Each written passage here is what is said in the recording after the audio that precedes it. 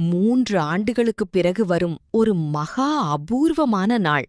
ஆமாங்க, வருஷத்துக்கு 24 அல்லது 25 ஏகாதசிகள் வந்தாலும் 3 வருடங்களுக்கு ஒருமுறை மட்டுமே வரக்கூடிய மிக சக்தி வாய்ந்த பத்மினி ஏகாதசி தான் இந்த நாள்.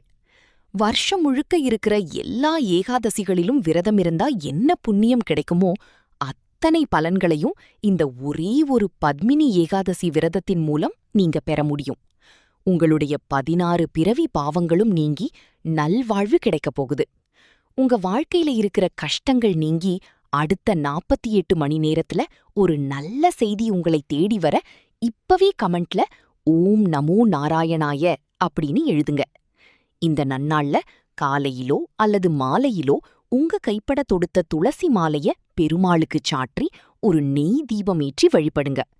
முக்கியமா இந்த நாள்ல மௌன விரதம் இருந்து பெருமாள தியானிச்சிங்கன்னா உங்களுக்கான பலன் ரெட்டிப்பாகும்.